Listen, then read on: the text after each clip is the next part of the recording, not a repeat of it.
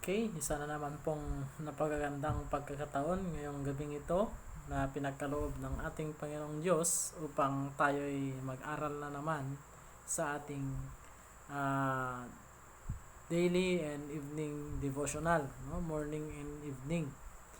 Pero kung ating mapapansin ngayong araw na ito ay tatlong video na po ang aking ginawa sa araw na ito para pang tatlo na po ito.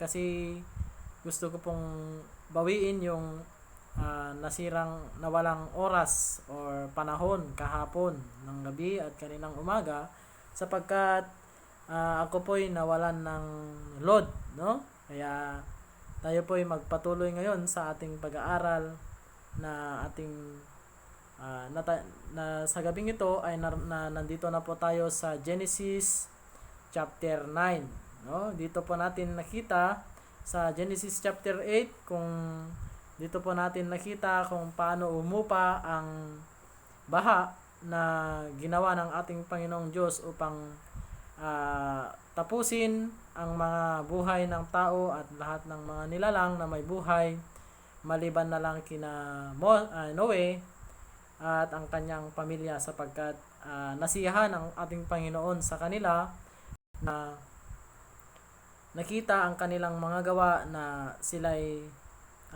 at nasiyahan ang ating Panginoon sa ganong salita, mga kapatid. Okay? Ito na po tayo sa ating pag-aaral ngayong gabi sa Genesis chapter 9. Naway mabless po tayo sa gabing ito sa ating pag-aaral. Bago po tayo magumpisa, tayo po'y manalangin. Salamat, Panginoong Diyos, at kami po'y binigyan nyo na naman po ng napakagandang pagkakataon upang pag-aralan at basahin ang iyong banal na salita. Maraming salamat, Panginoon, sapagkat napakabuti mo po sa amin, Panginoon, lalong-lalo na po sa mga sumusubaybay sumasubaybay sa programang ito na pag-aaral ng iyong banal na salita. Naway i-bless mo po sila at ang banal na espiritu mapasa amin po sana, Panginoon. Tulungan mo po sana kami mabuhay ng iyong kalooban at mapasaya po namin sana ikaw, Panginoon, sa aming mga gawa, Panginoon. Ngunit wala kami magawa kung hindi mo kami tulungan. Naway tulungan mo po kami. Maraming salamat po. Yes name. Amen. Okay, narito na po tayo. At binasbasan ng Diyos si Noe at ang kanyang mga anak at sa kanila ay sinabi, kayo'y magpaalanakin at magpakarami at inyong kalatan ang lupa.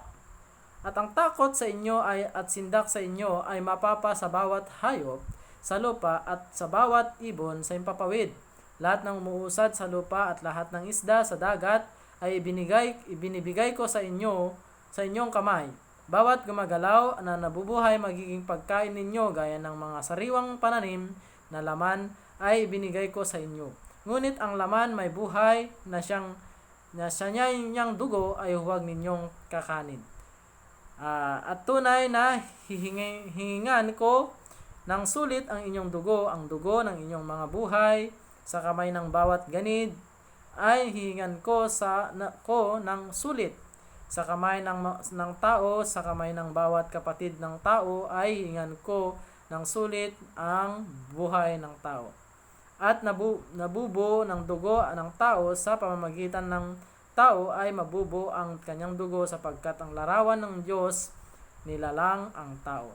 At kayo'y magpapalanakin at magpakarami, magsilago kayo ang sagana sa lupa at kayo'y magsidami riyan. At nagsalita ang Diyos kay Noe at sa kanyang mga anak na kasama niya na sinasabi, at ako narito ang aking pinagtitibay, ang aking tipan sa inyo at sa inyong binhi na susunod sa inyo at sa bawat nilikhang may buhay na kasama ninyo, ang mga ibon, ang mga hayop, ang mabawat ganid sa lupa na kasama ninyo sa lahat ng lumunsad sa sasakyan, pati sa bawat ganid sa lupa. Ang aking pagtitibayin, ang aking tipan sa inyo, hindi ko na lilipulin ang lahat ng laman sa pamagitan ng tubig ng baha, hindi na magkakaroon pa ng bahang gigibas sa lupa. At sinabi ng Diyos, ito ang tanda ng tipan ginawa ko sa inyo at sa bawat kinapal. na may buhay na kasama ninyo sa buong panahon.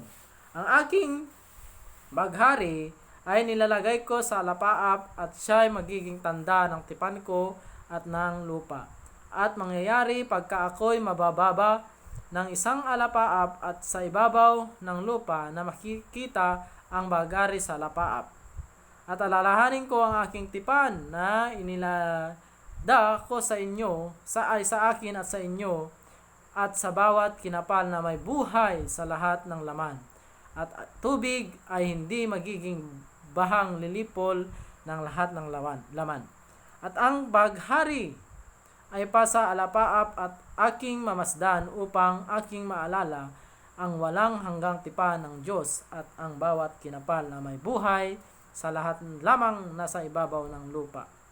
At sinabi ng Diyos kay Noe, ito ang tanda ng tipan nilagda ko sa akin at sa lahat ng laman na nasa ibabaw ng lupa. At ang mga anak ni Noe na nagsilunsad sa kanya ay si Sem, si Cam at si Japhet, at si Cam ay siyang ama ni Kanaan. At tatlong ito ay mga anak ni Noe, at sa mga ito ay nakalata ng buong lupa. At nagpasimula si Noe na maging magbubukid at naglalagay ng isang ubasan. At uminom ng alak at nalango at siya'y nahubaran sa loob ng kanyang tolda. At si Cam at na ama ni Kanaan ay nakakita ng kahubaran ng kanyang ama at isinaysay sa kanyang dalawang kapatid na nangasa labas. At kumuha si Sem at si Japhet ng isang balabal at isinambalikat nilang dalawa at lumakad ng paurong at tinakpan ang kahubaran ng kanilang ama at ang mukha nila ay nagpatalikod at hindi nila nakita ang kahubaran ng kanilang ama. At nagising si Noe sa kanyang paglango ng alak at naalaman ang ginawa ng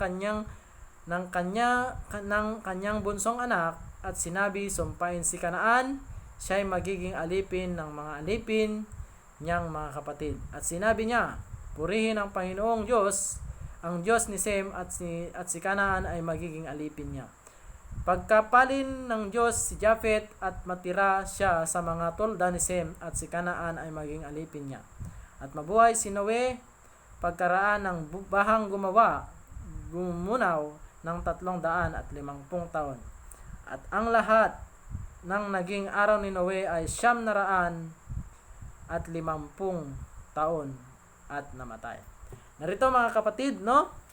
Ang tipanan ng ating Panginoong Diyos kay Noe, no? Nung natapos na ang baha. At nakikita ninyo dito mga kapatid, ang baghari or ang rainbow. Kung makikita pala natin ito mga kapatid ay dito pala natin maalala at ang Panginoon na ang Panginoon ay hindi niya nasisirain ang mundong ito ng baha. Ngunit sa kahuli-huliang araw, hindi na baha ang mangyayari mga kapatid.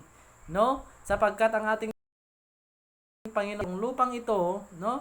At gagawin niyang bagong lupa at bagong langit. Kung mapapansin natin sa Revelation chapter 20, doon makikita natin mga kapatid doon sa chapter 21 na papanan ng ating Panginoon ang lupang ito at ang langit na ating nakikita ay papalitan niya ng bagong langit at bagong lupa at dadapo dito ang bagong Jerusalem.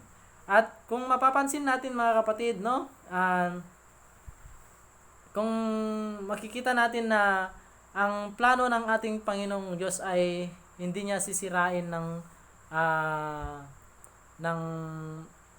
tubig ang mundong ito, ngunit mga kapatid, no?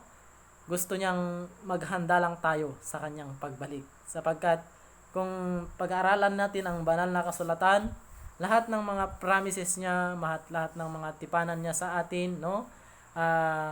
Dito natin makikita lalong-lalo na yung mga promise niya na tayo niya itutubusin. Sa Genesis chapter 3 pa lang nandun na sinabi ng ating Panginoon na tayo'y tutubusin niya. Kahit tayo'y mga makasalanan na tao mga kapatid, ang ating Panginoon ay hindi siya nagbabago sa kanyang pag-ibig sa atin.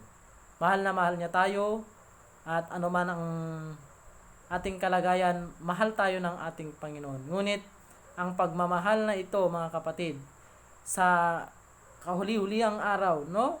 Ito'y magsasara rin, no? Magsasara. Ang awa ng ating Panginoong Diyos ay magsasara. Naway hindi po tayo maabutan doon. Ngunit ang ating kukunin sana or tanggapin, no? Yung awa ng ating Panginoong Diyos sa panahon ito na ang ating Panginoong Diyos ay bukas pa ang kanyang puso, ang kanyang kamay para tayo'y tanggapin niya. Ang gagawin lang natin, mga kapatid, tayo lang po ay lumapit sa ating Panginoong Diyos na siyang umiibig sa atin at gawin ang kanyang kalooban, no? Maraming salamat, mga kapatid, sa ating pag-aral at pagkikinig na naman ninyo sa oras na ito. Naway na-bless po tayo ng ating Panginoon at naway ang pagpapala ng ating Panginoong Diyos at ang banal na Espiritu ay mapa sa ating lahat, mga kapatid. Okay? God bless us all and tayo po'y manalangin. Salamat, Panginoong Diyos, sa gabing ito. Natapos na po namin ang aming pag-aaral at i-commit ko po lahat ang aming pag-aaral ngayon na naway ipamuhay po namin sa aming araw-araw na pamumuhay na iyong pagkuloob sa aming Panginoon, na kami po'y maglingkod lamang sa iyo at tulungan na gumawa ng iyong kalooban. Sana, Panginoon, ay habang bukas pa ang iyong palad at ang puso, naway ang mga kapatid na nanonood ngayon na hindi pa tumanggap sa iyo, Panginoon, ay tuktukin po ang kanilang puso at kanilang isipan na naway tanggapin ka na po sana nila sa tulong mo at banal. Mo po silang tahakin ang daan patungo sa iyo, Panginoon, at lalong-lalo na sa iyong pag-ibig, Panginoon. Naway ang presensya mo at pagmamahal mo lagi mo po sa kanilang ipadama, Panginoon, para po ang mga buhay ay gumaan, Panginoon, at makita nila ang iyong dakilang pag-ibig sa mga tao, Panginoon. Maraming salamat sa pagdinig po sa aming mga dalangin at gabayan mo po sana kami sa aming mga pagtulog, Panginoon. At bukas na naman po, naway gisingin mo po kami upang gawin na namin ulit ang aming pagsamba sa iyo. Maraming salamat, Panginoong Diyos. In Jesus' name. Amen. Okay, maraming salamat, mga kapatid. Sana patuloy kayong manood sa ating